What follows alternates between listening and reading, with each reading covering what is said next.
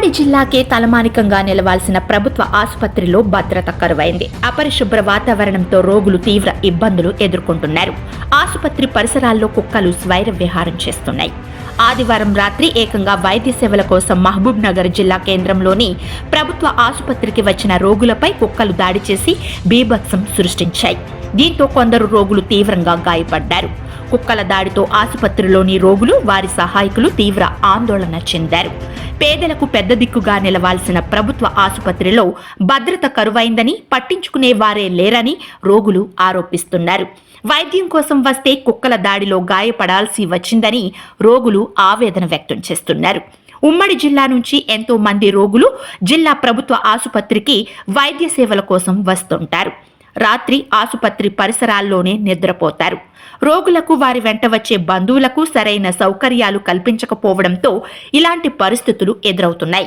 ప్రభుత్వ ఆసుపత్రిలో సకల సదుపాయాలు కల్పించామని ప్రజాప్రతినిధులు, అధికారులు గొప్పలు చెప్పుకుంటున్నప్పటికీ క్షేత్రస్థాయిలో మాత్రం కనిపించడం లేదు.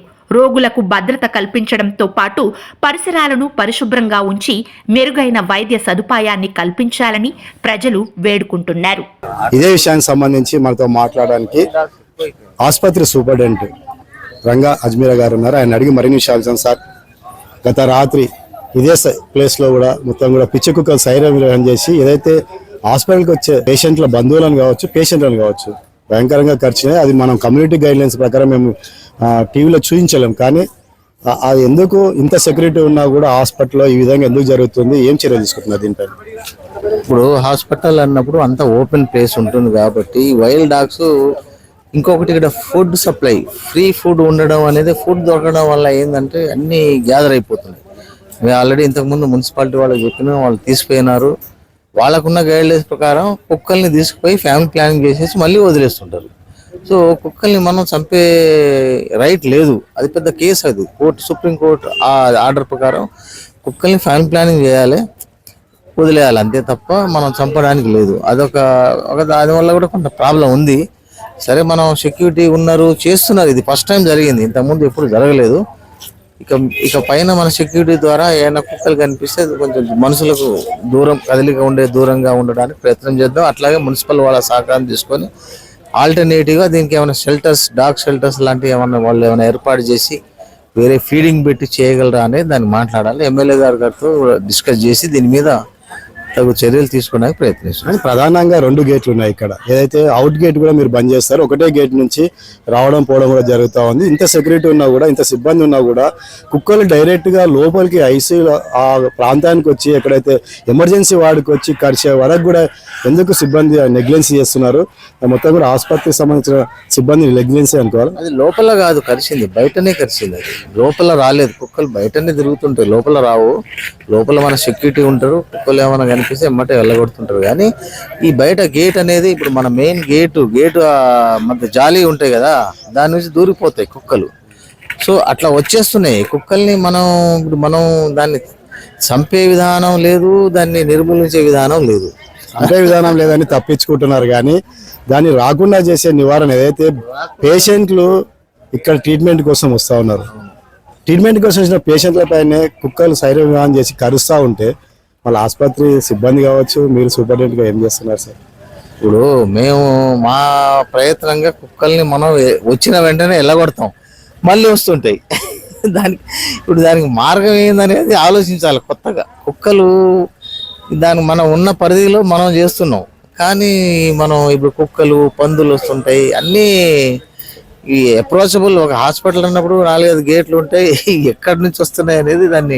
గతంలో సెక్యూరిటీ లేక శిశువులను అపహరించిన సంబంధించింది దాంట్లో సీసీ కెమెరాలు కూడా మీరు పెట్టారు, కొద్దిగా తగ్గింది. శిశువుల అపహరణ కానీ అవుటర్స్ రావడం కొద్దిగా తగ్గింది. కానీ ఇప్పుడు ఈ కుక్కల బేడ అయిపోయింది. దానికి సంబంధించి ఎలాంటి నివారణ చేస్తాం? దాన్ని 100% నిర్మూలిస్తాం. ఇప్పుడు ఇంతకుముందు సెక్యూరిటీ వ్యవస్థ ఉండే కానీ అంత పకడ్బందీగా పని చేయలేదు. నేను వచ్చిన తర్వాత సెక్యూరిటీ లోపల ఫుడ్ కానీ జనాలు లోపల ఎవరు పడితే వాళ్ళు రాకుండా దాన్ని ప్రివెంట్ చేయగలిగినాం. కొంతవరకు పాసులు ఇప్పిస్తున్నాం. పేషెంట్ ఇంతకుముందు ఈ పేషెంట్ అటెండెంట్లా, బయటలా, దొంగలా అర్థమయ్యేది కాదు. వచ్చి చైన్ స్నాచింగ్లు, పర్సులు, ఫోన్లు అట్లాంటివి జరిగేది. సో గత 6 నెలల నుంచి ఇవన్నీ కూడా దాదాపుగా 90% తగ్గినాయి. ఈ కుక్కల్ని కూడా 100% కంట్రోల్ చేస్తాం. కానీ సెక్యూరిటీని మీరు కొద్దిగా సెటరైట్ చేసిన అంటున్నారు, కానీ ఇంతకుముందు ఒక 5 నిమిషాల ముందు నేను లోపలికి వెళ్ళి వచ్చాను. 4 సిబ్బంది ఉన్నారు అక్కడ. ఒక ఆయన ఫోన్ మాట్లాడుతున్నారు, 3 కూర్చొని ఉన్నారు. ఎక్కడ కూడా వాళ్ళు పర్యవేక్షణ చేస్తున్నట్లు కానీ తిరుగుతున్నారు కానీ సందర్భం నాకు కనిపించలేదు. దానిపైన మీరు ఎలాంటి యాక్షన్ తీసుకున్నారు? ఓకే, ఖచ్చితంగా దీని మీద మేము స్పందిస్తాం. 100% హాస్పిటల్ని ఒక శుభ్రమైన ఆరోగ్యమైన ఒక మన కార్పొరేట్ హాస్పిటల్ తక్కువ లేదు అన్న స్థాయిలో తీర్చిదిద్దాలే ప్రయత్నంలో నేను అందరినీ పని చేపిస్తున్నా. ఖచ్చితంగా మీరన్న పాయింట్ కూడా నేను దాని మీద పరిశీలిస్తా. నిజంగా ఆ విధంగా నిర్లక్ష్యం చేస్తే వాళ్ళని ఎవరిని కూడా ఉపేక్షించేది లేదు. ఖచ్చితంగా చర్యలు తీసుకుంటాం. భద్రతా వ్యవస్థలో ఏ విధమైన లోపం ఉండకూడదు, పేషెంట్లకు అసౌకర్యం కలగకూడదు. ఇదే ముఖ్య ఉద్దేశం. ఇది సూపరింటెండెంట్ గారు చెప్తున్నమాట. రంగా అజ్మీరా గారు ఏదైతే రాత్రి జరిగిన సంఘటన వాస్తవమే, దానిపైన కూడా చర్యలు తీసుకోవడానికి మున్సిపాలిటీతో కలిసి మేము పనిచేయడానికి సిద్ధంగా ఉన్నాం. కొద్దిగా సెక్యూరిటీ కూడా పెంచి సెక్యూరిటీ లోపాలు లేకుండా కూడా చూసుకునే బాధ్యత చేసుకుంటాం. ఎందుకంటే కుక్కలను పూర్తిగా నిర్మూలించడానికి ఇబ్బందికరంగా ఉంటుంది కాబట్టి దాన్ని రాకుండా చేసే ప్రయత్నం చేస్తున్నాం. కానీ ఏదైనప్పటికీ కూడా తలమానికంగా ఉన్న ఉమ్మడి జిల్లా ఆసుపత్రిలో కుక్కలు లోపలికి వచ్చి పేషెంట్లను ఆ బంధువులను ఖర్చే విధంగా చేస్తున్నాయి. దీనిపైన అధికారులు చర్యలు తీసుకోవాలి. స్థానిక ఎమ్మెల్యే కావచ్చు, తర్వాత మున్సిపల్ కార్పొరేషన్ సిబ్బంది కావచ్చు, వీళ్ళంతా కూడా ఆసుపత్రుల్లో కుక్కలు రాకుండా చూసే బాధ్యత ఎంతైనా ఉంది.